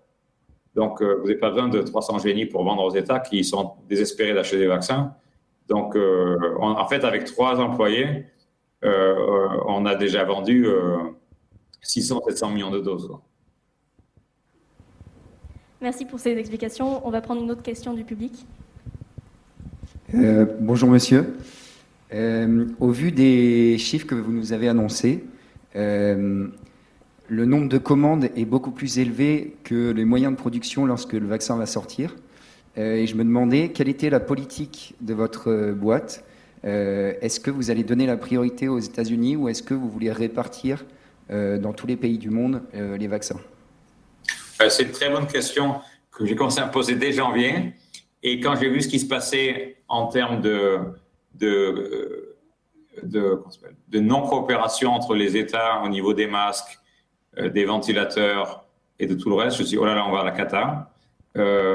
Et donc, ce qu'on a monté depuis le début, c'est une supply chain, je dirais de mon franglais, hein, une supply chain en fait double. C'est-à-dire j'ai tout fait en parallèle. Donc, on a en fait, aux US, on a construit l'outil industriel pour servir le marché américain, aussi bien en termes de fabrication de l'ARN messager, formulation et remplissage des flacons. Et on a créé une supply chain indépendante qui est basée en Suisse. Et la raison que j'ai choisi la Suisse, c'est que comme il n'y a que 9 millions d'habitants, je me suis dit, il y a quand même peu, et vu la culture de la Suisse en termes de coopération internationale, je me suis dit, il y a peu de chances qu'un pays avec 9 millions d'habitants nous garde 600 millions de flacons pour eux tout seuls. Et donc, c'est pour ça que l'outil industriel hors des US est basé en fait en Suisse, quoi. Donc, notre but, nous, c'est en fait d'essayer au niveau équité, qui est un aspect très important, c'est de limiter à 20% à peu près de la population de chaque pays les bons de commande initiaux. Si vous voulez, je pense, comme j'ai dit tout à l'heure, que plusieurs vaccins, de cette première vague de vaccins, donc dans la première vague, il y a qui? Il y a Pfizer, il y a AstraZeneca avec Oxford, les Anglais, et puis Moderna. Dans la seconde vague qui nous suit, il y a 2-3 mois derrière nous, il y a Johnson & Johnson, le gros groupe américain. Il y a Novavax, une autre start-up américaine qui bosse sur une technologie similaire à la technologie de Sanofi, donc des recombinants avec adjuvant. Et il y a Sanofi qui doit être 3 ou 4 mois derrière eux. Donc, ce qu'on essaie de nous d'établir, c'est notre thèse scientifique, c'est que plusieurs vaccins vont être approuvés, on va dire, dans la première moitié 2021, et que les vaccins vont avoir des performances très différentes. Nous, on pense aujourd'hui, vu les données de phase 1 qui ont été publiées par la plupart des groupes, qu'on a une chance d'avoir sans doute le meilleur vaccin, surtout pour les personnes âgées. Et donc, c'est pour ça qu'on a en fait pris la dose la plus haute qui était bien tolérée. Notre dose, Pfizer a aussi un vaccin d'ARN messager qu'ils ont fait avec l'accord avec une société allemande qui s'appelle BioNTech. Leur dose, c'est 30 microgrammes par dose. Notre dose, c'est 100 microgrammes par dose. Donc, c'est 3 fois plus. Ils ne peuvent pas doser eux, à 100 microgrammes. Ils ont eu des problèmes de sécurité en phase 1 lors de l'injection du boost, donc de la seconde dose à 100 microgrammes. Mais avec tous les investissements industriels qu'on a fait, créer des lipides biodégradables à travers les années, etc., et le processus industriel, on est capable de donner des doses à 100 microgrammes qui ont pas de problème de sécurité à la première ou seconde dose. Et donc, on a poussé les doses. Et d'ailleurs, dans les données qui ont été publiées, le vaccin Pfizer, si vous regardez le niveau d'anticorps pour une personne jeune et le niveau d'anticorps pour une personne âgée, pour la personne âgée, il est 60% en dessous. Dans le vaccin Moderna, il est exactement au même niveau. Et donc, nous, on pense, encore une fois, ça doit être prouvé dans la phase 3, mais on pense que notre vaccin aura une efficacité plus haute dans les personnes âgées qui, comme vous savez, sont les personnes à plus grand risque. Et donc, comme on n'est pas capable de faire, bien sûr, 14 milliards de doses pour 7 milliards de personnes l'année prochaine, ce qu'on a dit au gouvernement, c'est que vu le profil scientifique du vaccin, nous, on souhaite que le vaccin soit utilisé pour les gens à plus haut risque, qui ont ou des facteurs de comorbidité, ou des personnes âgées ou le corps médical, et des gens plus jeunes comme vous dans l'amphi. Vous pouvez avoir un vaccin qui marche peut-être un petit peu moins bien, mais qui marche. Le but, c'est d'ailleurs, je pense qu'il y a 2 objectifs qu'on a en termes de société, pas industrielle, mais de société, je veux dire, civile. C'est premièrement de créer une herd immunity, je ne sais plus comment on dit ça en français. Et donc ça, c'est vacciner avec un vaccin qui va marcher à 50, 60, 70, 80% toute la population. Et d'injecter le vaccin qui a la plus grande efficacité aux personnes les plus à risque. Parce que si une personne de 25 ans qui est en bonne santé a un vaccin qui marche à 60% et qui est la personne dans les 40% qui ne marche pas, ben vous serez ou asymptomatique ou vous serez légèrement malade, sans doute. Si c'est une personne de 75 ans qui a du diabète, qui prend ce vaccin-là, qu'elle est dans les 40% qui ne répondent pas, ça peut être une personne qui est hospitalisée et qui peut mourir. Et donc, ce qu'on essaye de dire au gouvernement, c'est que nous, on est capable de leur vendre uniquement 20% de leur population. Aujourd'hui, si à la fin, il reste des vaccins, on est bien sûr ravis d'en revendre plus. Mais on essaie justement d'avoir une approche un peu équitable à travers le monde pour pas qu'il y ait certains pays, si vous voulez, qui vaccinent toute leur population avec le meilleur vaccin du marché et que les autres pays se retrouvent à vacciner les personnes les plus à risque avec des vaccins qui marchent, mais qui marchent moins bien. Alors, merci. On a une question du public. Alors, pendant cette crise, on a beaucoup parlé de temps, on s'est beaucoup intéressé au temps. Et alors, ce qu'elle nous a appris surtout, c'est que la science, aujourd'hui, était capable d'identifier un agent pathogène en moins d'une semaine, de connaître son génome en 2 jours. Et donc, vous nous apprenez aujourd'hui qu'on peut concevoir un vaccin contre un virus en 2 jours, mais qu'après, on a des essais cliniques pendant près de 10 à 11 mois. Est-ce que vous ne pensez pas que ces durées ne sont plus des capacités actuelles de la science, ou au contraire, est-ce que c'est un garde-fou, une durée incompressible, et que dire finalement aussi des vaccins qui sont déjà validés, entre guillemets? C'est une très bonne question. Alors, si vous m'avez dit en janvier, vous aurez vos résultats de phase 3 d'un virus que vous ne connaissez pas encore en fin d'année, je vous aurais dit que, je ne sais pas, vous avez passé la soirée dernière, mais c'était impossible.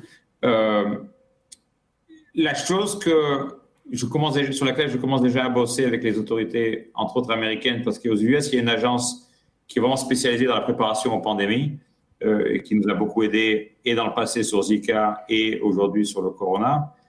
La grande leçon, c'est, nous, on a pu aller si vite au démarrage et savoir quelle était la protéine du virus à prendre, et on a dit ça, bien sûr, de manière publique pour aider tout le monde. Et si vous regardez les 6 vaccins aujourd'hui qui sont en phase finale, c'est tous sur la même protéine. Et c'est en fait du travail que Moderna a fait avec l'équipe du Dr Fauci ces 2 dernières années avant le corona sur le MERS, le Middle East Respiratory Syndrome, qui est aussi un autre corona. Moi, je pense qu'il faut absolument faire maintenant, après la catastrophe qu'on est en train de vivre, pour que ce genre de choses ne réarrive jamais ou dans des timelines très différents, c'est travailler sur tous les 10 ou 15 virus qui sont à haut risque. On bosse par exemple en ce moment sur le Nipah, qui est une horreur en Asie, et du style 80% de mortalité, c'est un peu comme l'Ebola, et on est à une mutation près que ça parte en flammes. Ce qu'on est en train de faire sur le Nipah, avec encore une fois les équipes de Dr Fauci au NIH américain, donc à l'INSERM américain, c'est d'amener ce produit en phase 1. Parce que la phase 1, vous avez besoin pour trouver la dose. Chaque virus est différent, la réponse immunitaire du corps dépend vraiment de l'antigène. Et donc, de savoir quelle dose donner est vraiment important. Et ça a un énorme impact industriel. C'est que si vous pouvez donner 10 microgrammes et que vous donnez 100 microgrammes, vous allez couper votre capacité par 10. Donc, c'est un peu un problème, quoi. Donc, la phase 1 est vraiment importante pour essayer de trouver la dose qui est le bon équilibre entre le moins possible, mais aussi un produit qui marche en termes d'efficacité. Et donc, moi, ce que j'aimerais faire sur une dizaine de virus financés par le gouvernement américain, c'est faire tout le travail préclinique dans les animaux dont on avait une question de votre collègue tout à l'heure, pour s'assurer de choisir les bonnes protéines et tout tester en avance, parce que ça, c'est pas beaucoup d'argent. Et en à peu près 1 an, vous pouvez faire un travail énorme et tester plein de protéines du virus en parallèle et en combinaison. Donc, pour assurer d'avoir bien compris la biologie de ce virus-là. Ce qu'on a fait sur le MERS, qui nous a beaucoup aidé donc, pour le SARS-CoV-2. Ensuite, vous amenez ça en clinique, ça vous coûte 10 millions de dollars, ce qui est pour l'état, le niveau d'un État, c'est 3 cacahuètes. 10 millions de dollars pour essayer de faire ça sur une centaine de personnes pour trouver la dose.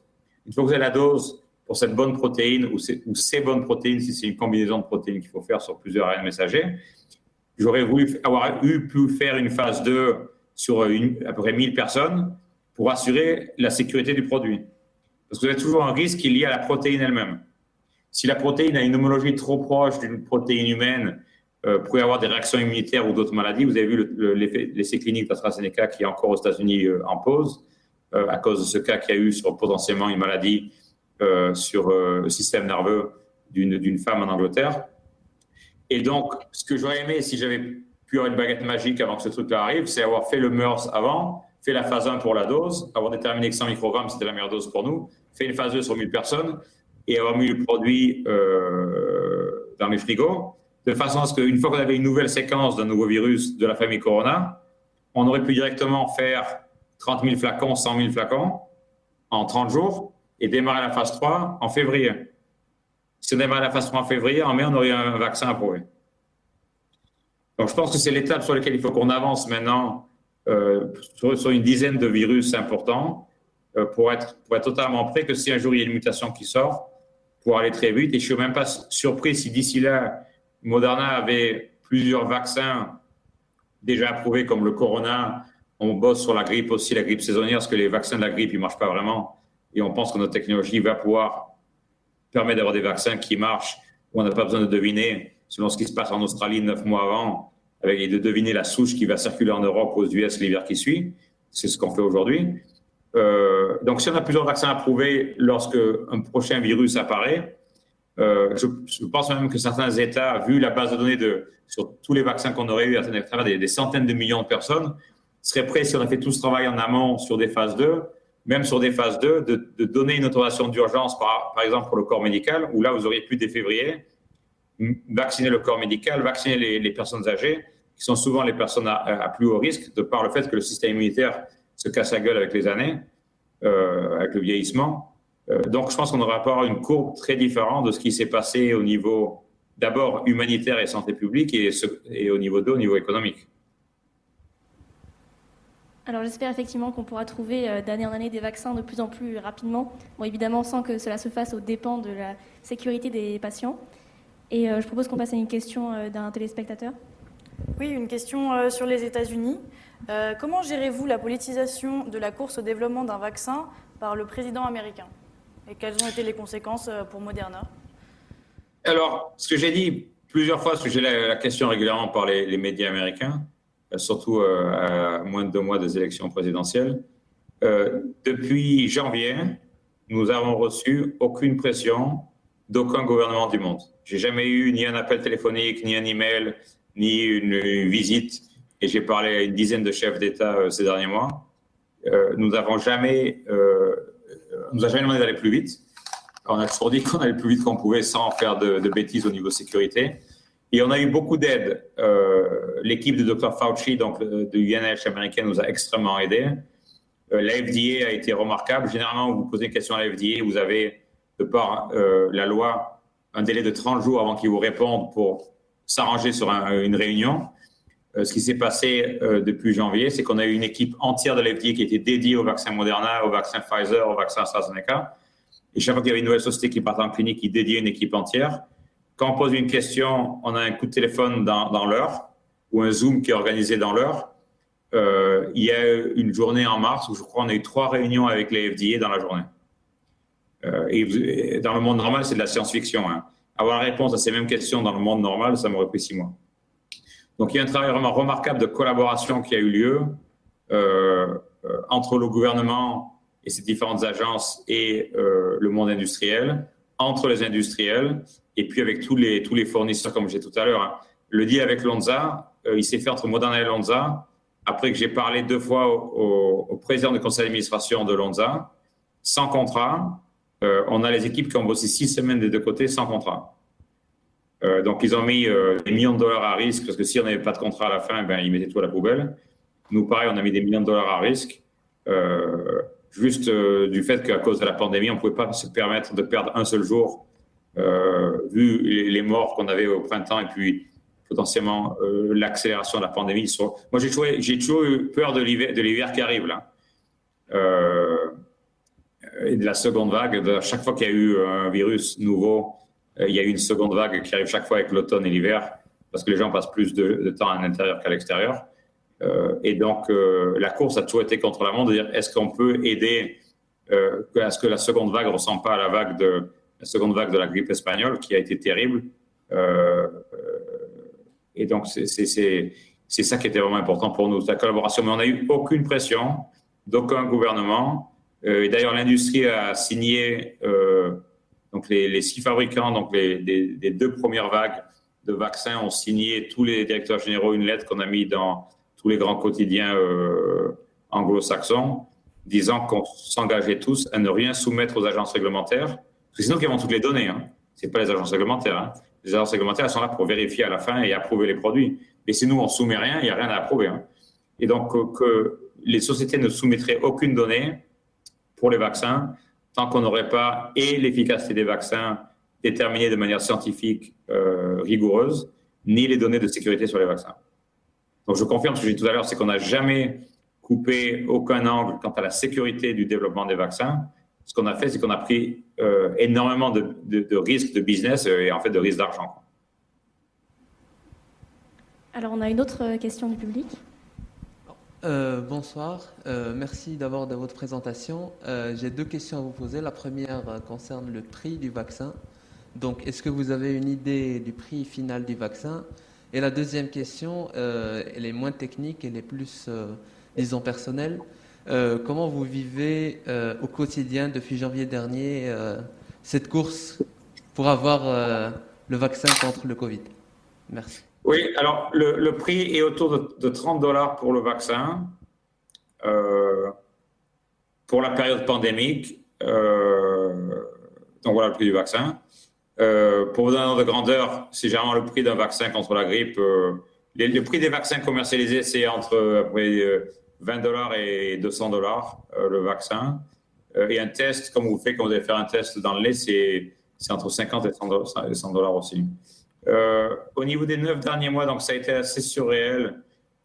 Mais j'ai la chance que j'ai une personnalité qui a tendance à vivre dans le futur.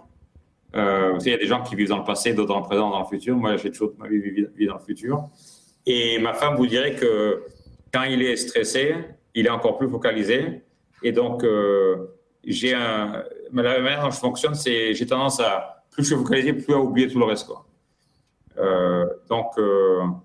Mon seul focus a été comment est-ce qu'on amène un vaccin le plus vite possible sans faire d'erreurs au niveau, bien sûr, de la sécurité des participants d'études cliniques. Comment est-ce qu'on construit l'outil industriel? Parce que je sais que chaque jour, c'est des milliers de morts à travers le monde, quoi. Donc, littéralement, chaque jour compte. Les équipes ont fait un travail extraordinaire. le nombre de fois où des équipes ont travaillé 24 heures, 27 heures, 30 heures d'affilée parce qu'il fallait pouvoir faire un truc pour donner à une autre équipe le passer du bâton. Tout le monde a bossé depuis janvier, 7 jours sur 7.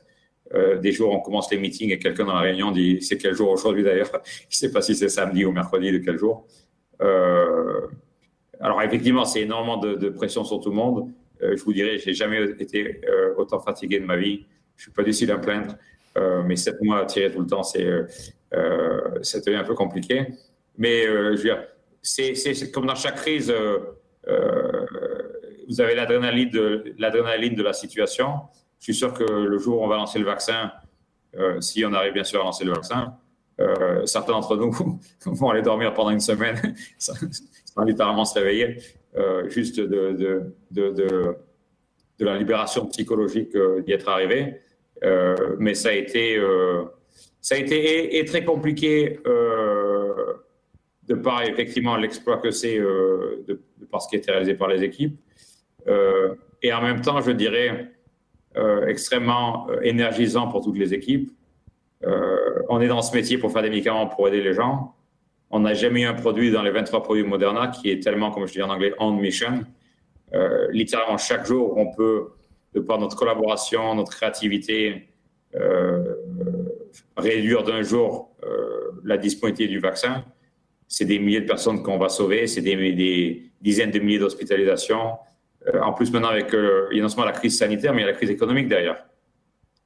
Le nombre de gens qui ont perdu leur job et qui vont continuer à perdre leur job parce qu'il y a plein d'industries qui, tant qu'il n'y a pas un vaccin, regardez juste les hôtels, le transport, etc., l'aéronautique, où ça va, les 6 prochains mois vont être compliqués, quoi. Donc, c'est des millions et des millions de familles impactées. Donc, si vous voulez, il y a une charge psychologique importante, mais qui, en tout cas, j'ai la chance, au lieu de me paralyser, au contraire, me focalise à fond.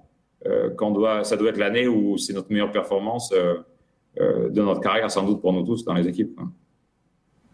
Alors, je pense que nous vous sommes tous reconnaissants et vous remercions pour votre investissement personnel. On a une question d'un alumni ou d'un téléspectateur, il me semble. Oui, effectivement, on a la question d'un ancien centralien, Guillaume Perrin, qui vous salue tout d'abord, et qui vous demande comment analysez-vous les controverses croissantes autour de la question vaccinale, puisque de plus en plus de personnes refusent d'être vaccinées. Les effets secondaires sur une vaccination à l'échelle mondiale mis en place dans des temps records seront sans doute très scrutés. Cela impacte-t-il votre méthode de développement / communication ? Alors effectivement, il y avait déjà depuis des années des groupements à travers le monde, ce qu'on appelle les anti-vaxxeurs, qui sont basés certaines sur, je pense, des mauvaises conceptions ou compréhensions de certains aspects de la science. Il est vrai que l'industrie pharmaceutique, ces dernières années, a rajouté des trucs pas top dans les vaccins pour augmenter l'efficacité dans des adjuvants. Dans notre vaccin, il n'y a aucun adjuvant. Donc, c'est un sujet vraiment important. C'est une des raisons pour laquelle on a publié notre protocole, ce qui n'avait jamais été fait dans l'industrie pharma. Et on était la première boîte, la petite boîte, et on l'a publié à 8h du matin et vers 13h ou 15h, Pfizer a mis le sien sur Internet et 3 jours après AstraZeneca. Et on l'a fait exprès pour que tout le monde le fasse. Il y aura un énorme suivi des personnes vaccinées. Et effectivement, il y a beaucoup de gens qui sont en train de travailler sur quelle est l'approche à faire au niveau communication. J'ai eu même la question récemment, est-ce que vous serez vacciné? Alors, comme j'ai répondu, je serai le premier sur la ligne. Aujourd'hui, je n'ai pas le droit légalement d'être vacciné, sinon je serais déjà vacciné. Mais je n'ai pas le droit légalement d'être vacciné parce qu'aux États-Unis, entre autres, dans la législation américaine, pour s'assurer que les gens qui travaillent dans les sociétés ne falsifient pas ou ne rapportent pas des effets secondaires qu'ils auraient parce qu'ils sont bien sûr payés par la société, ils ont un intérêt bien sûr financier dans le succès du produit. Donc, c'est interdit. Sauf quand vous avez une maladie très grave et s'il n'y a qu'un produit de votre société, il y a des dérogations spéciales disponibles. Mais donc, pour le cas d'un vaccin, personne chez Moderna n'a été vacciné ou n'a le droit de participer dans les études cliniques. Mais moi, je suis le premier sur la ligne. J'aurai ma femme juste derrière et ma fille qui a 18 ans juste derrière.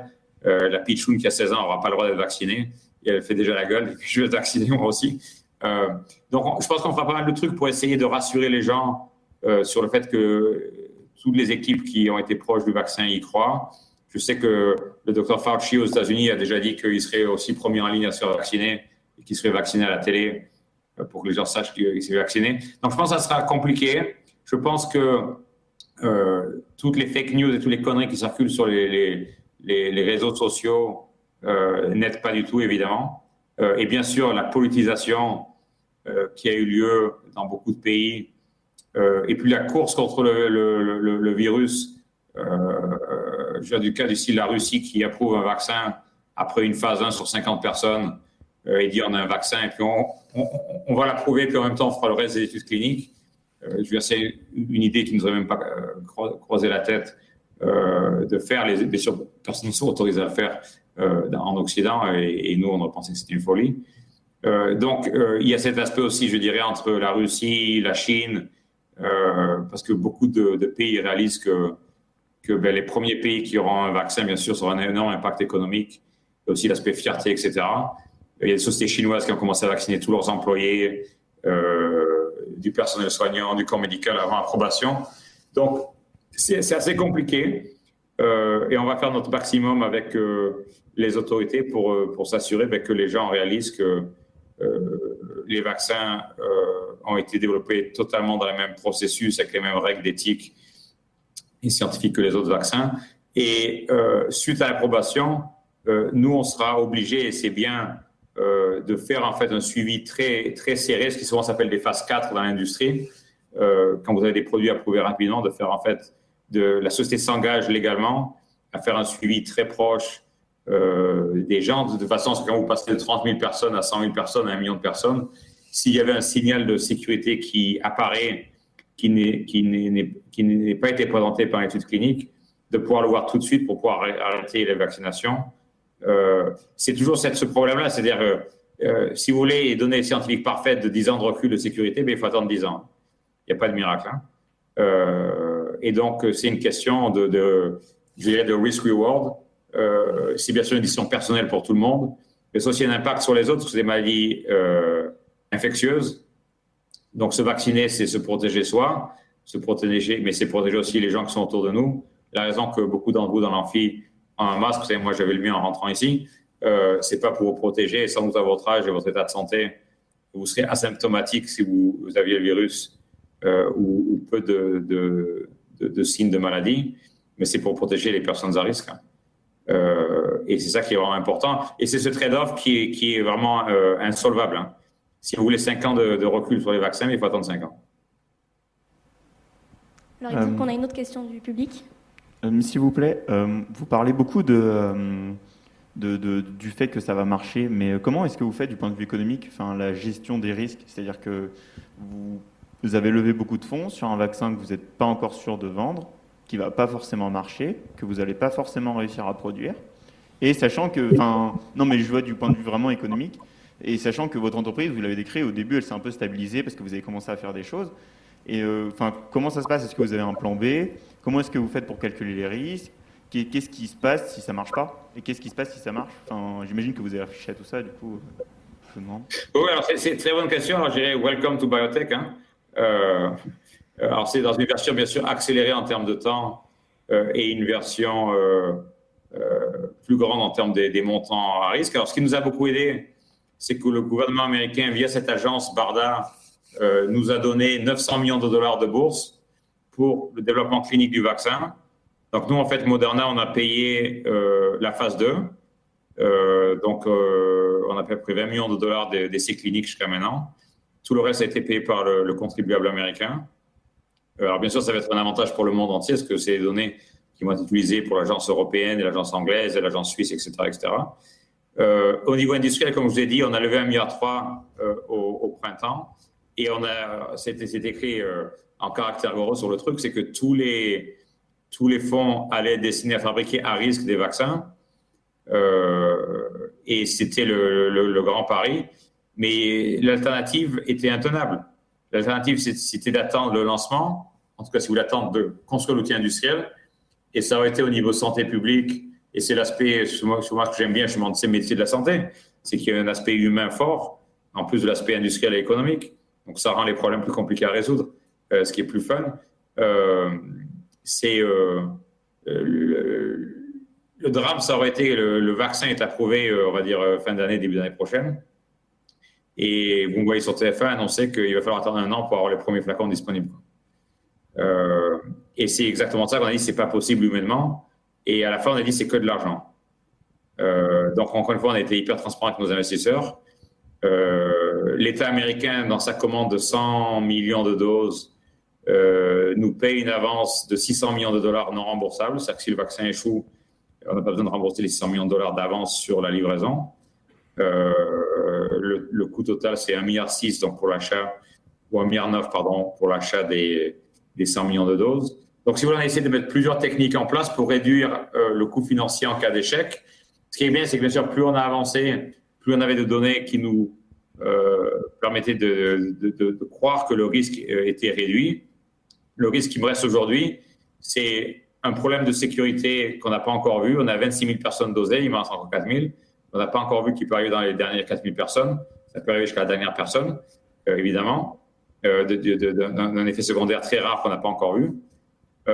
Donc, ça, c'est un risque qui existe encore. Le risque de l'efficacité, je pense qu'il est faible, étant donné qu'on a le vaccin, et j'espère surtout qu'il est faible, parce que, étant donné qu'on a le vaccin qui a le plus haut d'anticorps neutralisant après les phases 1, si on échoue parce qu'on n'arrive pas capable de faire 50% d'efficacité sur le vaccin, ça veut dire sans doute que tous les autres vaccins vont échouer aussi. Parce que l'FDA était très clair, c'est 50% minimum d'efficacité ou pas d'approbation.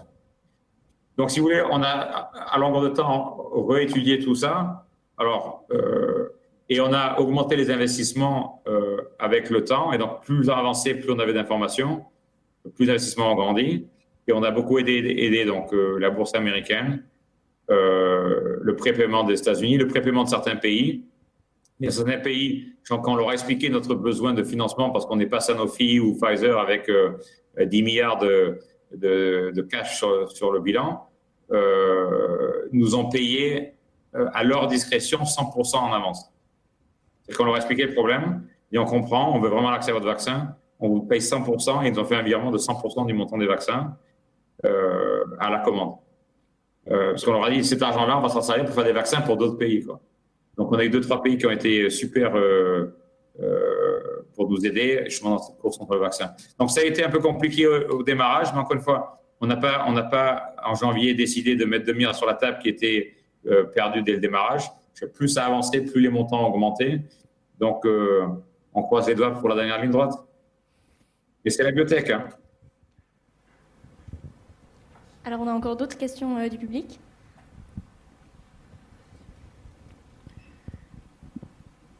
Bonsoir. Bonsoir. C'était une question assez simple pour revenir sur un truc que vous avez dit tout à l'heure. Vous avez l'air d'avoir une plutôt bonne éthique de travail par rapport à comment vous allez vendre le produit, etc. Mais comment vous faites pour avoir du poids au niveau des gouvernements pour que eux vous écoutent et acceptent vos conditions? En termes de quantité ou en termes de qui va avoir le vaccin? Les deux. En termes de quantité par rapport à vos ventes, mais ça, je pense que vous avez plutôt la main là-dessus. Mais en termes de qui va avoir le vaccin, j'ai l'impression que c'est peut-être plus compliqué.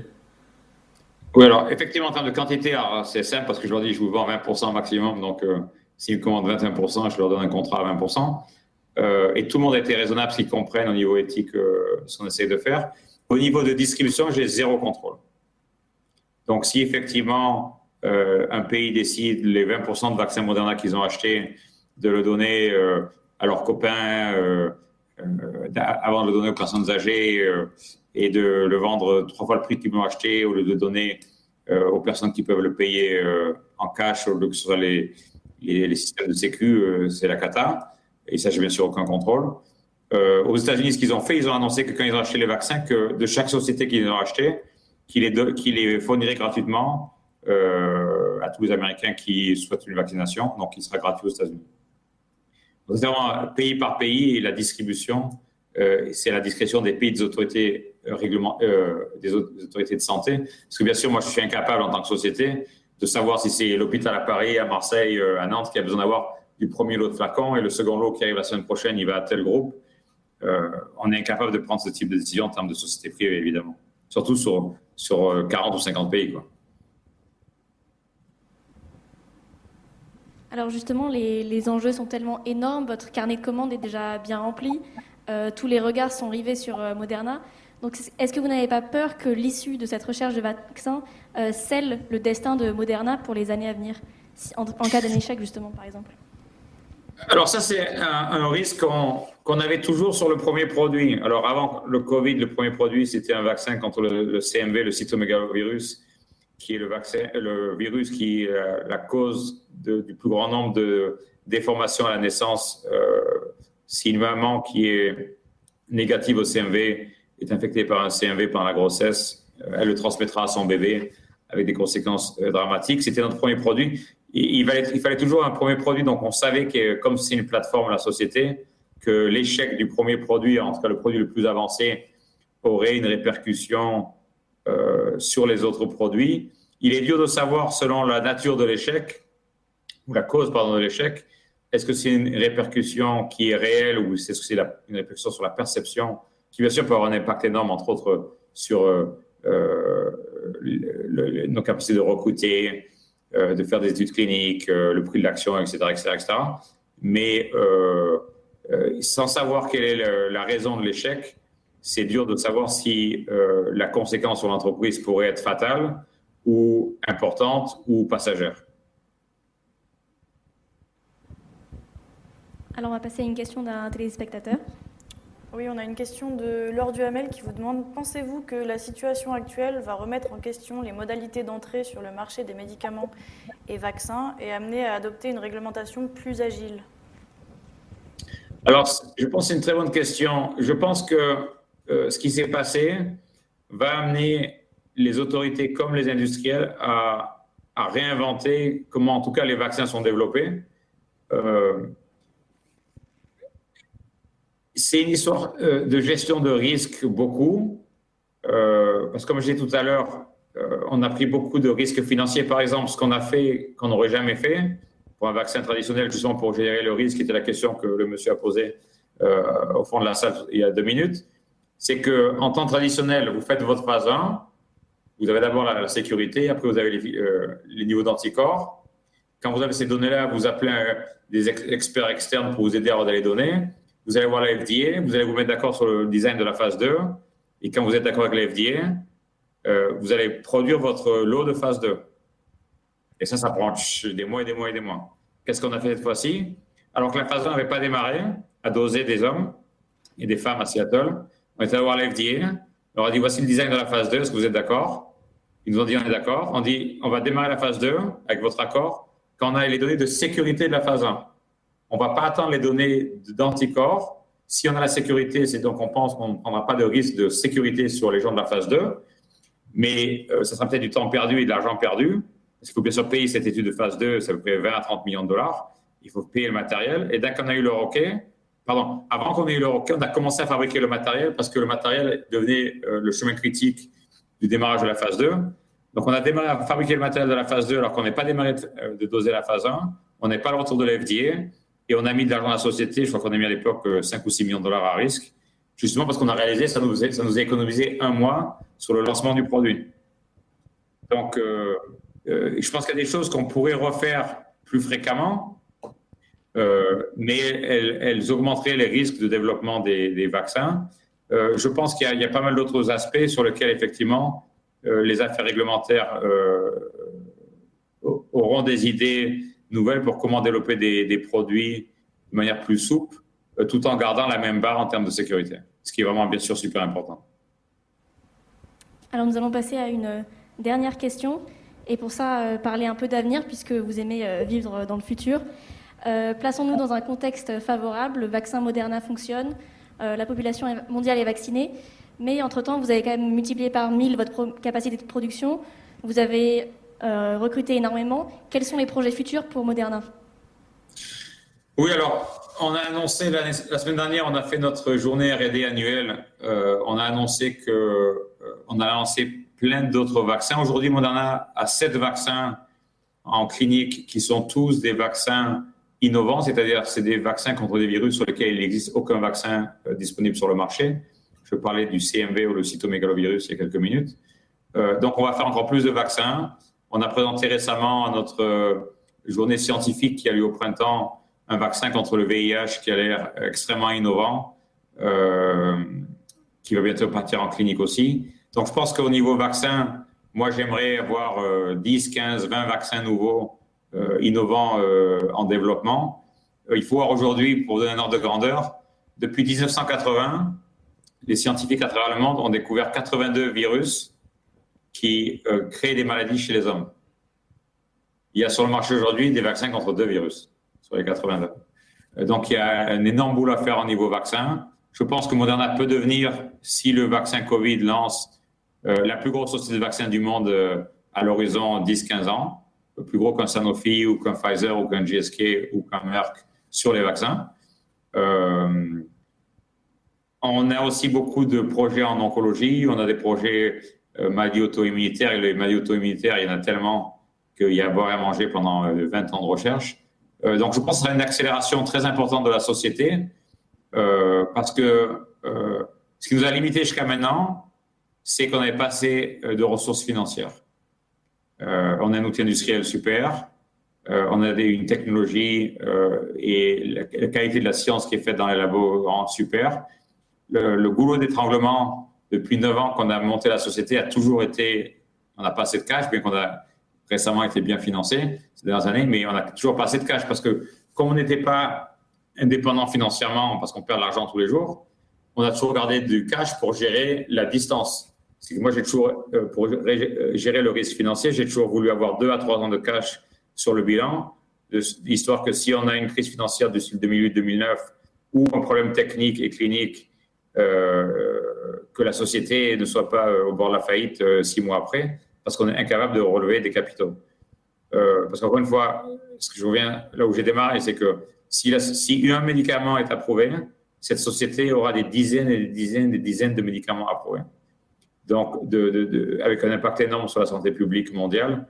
Donc, d'échouer ce projet-là parce qu'on a été trop gourmand en termes de dilution ou pas raisonnable sur gérer le risque financier, ça n'a jamais fait de sens pour moi.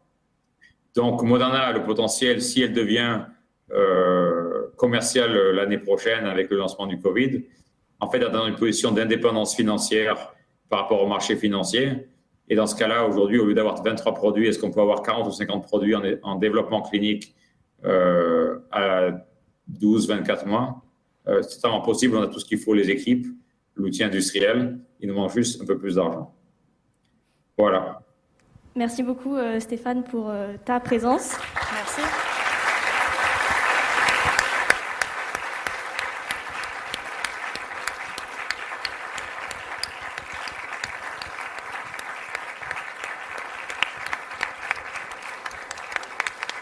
Et nous souhaitons bien évidemment le meilleur à Moderna et à toi.